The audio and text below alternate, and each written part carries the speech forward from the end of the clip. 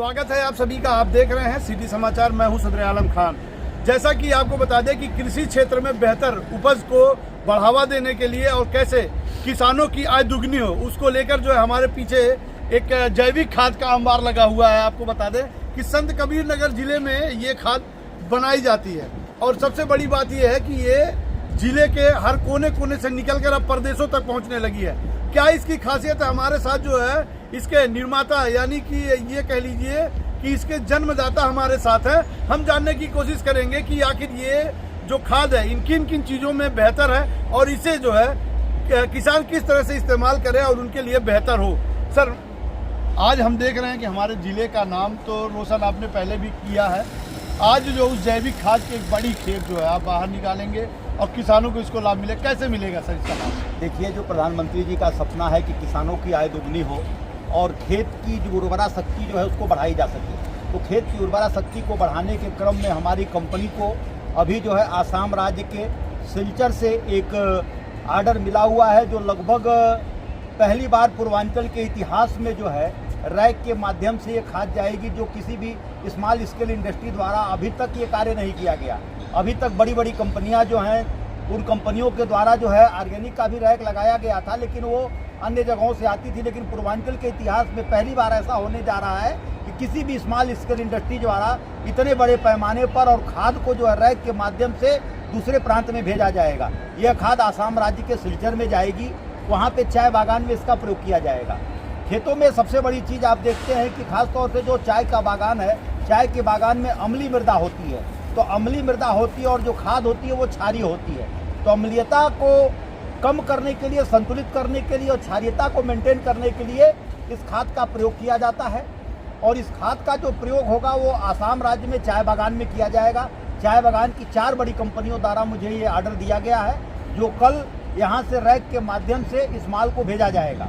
इससे जो है किसानों को काफ़ी लाभ मिलेगा। जो किसान अपने बागान में इसको प्रयोग करने जा रहे हैं उससे उनकी उर्वरा शक्ति बढ़ेगी और जो उनके चाय की पत्ती होगी उसमें कम से कम 10% की अधिक उपज प्राप्त हो जाएगी। अच्छा, अभी तक आपने जो है उत्तर प्रदेश में किसानों को ये दिया है, अब आप उत्तर प्रदेश से बाहर की तरफ रुख कर रहे हैं। हमारे प्रदेश में किसानों को किस तरह से ये जो है उनके लिए लाभकारी है यहाँ की मिट्टी को देखते हुए? देखिए, लगातार पूर्वांचल के विभिन्न राज्यों के विभिन्न जनपदों में किसान इस खाद का प्रयोग करते हैं और इस खाद से काफ़ी लाभान्वित होते हैं। आपके पड़ोस का जिला है महाराजगंज, जिस जनपद में हमारी बहुत बड़े पैमाने पर किसान इस खाद का प्रयोग करते हैं, जो धान की फसल में करते हैं। बिहार में भी ये हमारी खाद जाती है। आपके अन्य जनपदों में गोरखपुर है, महाराजगंज है, कुशीनगर है, देवरिया है, बलिया है, गाजीपुर है, इन सभी जो है जगहों पर हमारी खाद प्रचुर मात्रा में जाती है।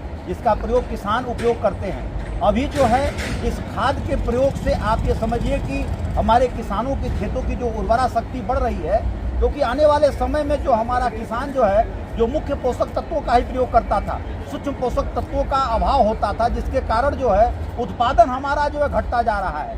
इस खाद के प्रयोग से उनके खेत की उत्पादन क्षमता बढ़ेगी और किसानों को इससे काफ़ी लाभ होगा। जैसे अभी आपने कहा कि धान के लिए ये इस्तेमाल करते हैं, क्या धान में ही ये ज़्यादा उपयोगी होती है कि और फसलों में भी? नहीं, देखिए, विभिन्न जगहों पे अलग अलग है। जैसे पश्चिमी यूपी में आलू की फसल में बड़े पैमाने पर यूज़ होता है। आपके बिहार में गेहूं में, आलू में यूज़ किया जाता है। मक्का में बड़े पैमाने पर इसका प्रयोग होता है। धान में इसका प्रयोग होता है। चाय में इसका बड़ा पैमाने प्रयोग है।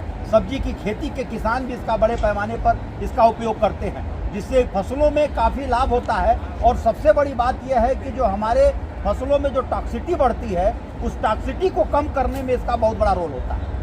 यानी कि जो लोग कहते हैं ऑर्गेनिक सब्जियां और ऑर्गेनिक चीज़ों में बेहतर स्वास्थ्य होता है, यानी कि उसके लिए बेहतर है। ये निश्चित तौर से ये ऑर्गेनिक ही है, सो एकदम शुद्ध ऑर्गेनिक खाद है। इसके प्रयोग से हमारे किसानों को काफ़ी लाभ मिलता है और उनको उत्पादन अत्यधिक वृद्धि होती है।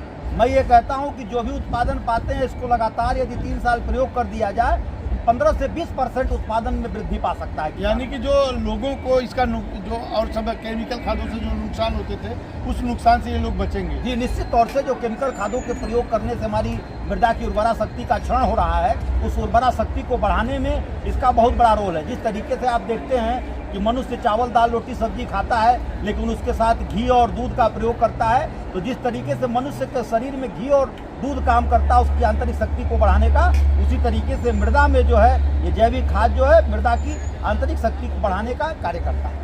देखिए, सबसे आसान भाषा में हम आपको बता दें, इन्होंने तो बता दिया, लेकिन अब जो मानव शरीर है यानी कि ह्यूमन शरीर जो होता है वो केमिकल के लिए उपयुक्त नहीं होता। अभी तक जो है लोगों को जो फसलों को बेहतर बनाने के लिए, उसमें बेहतर पैदावार करने के लिए लोगों को जो है इसमें केमिकल युक्त खादों का उपयोग किया जा रहा है। लेकिन ये जो खाद है ये केमिकल मुक्त है, यानी कि ऑर्गेनिक है पूरी तरीके से। और किसान, इनका कहना है कि अगर 3 साल तक अपने खेतों में इसका प्रयोग करे तो उसे बेहतर लाभ मिलेगा और उसकी फसलें भी बेहतर तरीके से उगेंगी।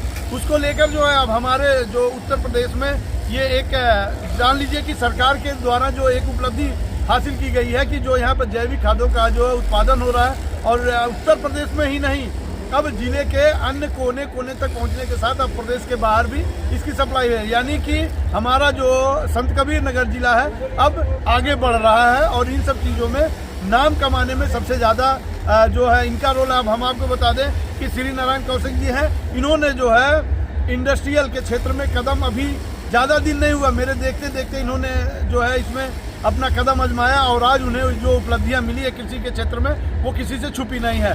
फिलहाल आप बने रहिए सिटी समाचार से। कल इसी खबर को लेकर हम आपको दिखाएंगे कि बड़ी रैक जो है हमारे जो जिले से होकर दूसरे प्रदेश तक पहुंचेगी, उसमें कितने लोग शामिल होंगे और क्या कुछ होगा। बने रहिए आप तब तक सिटी समाचार से।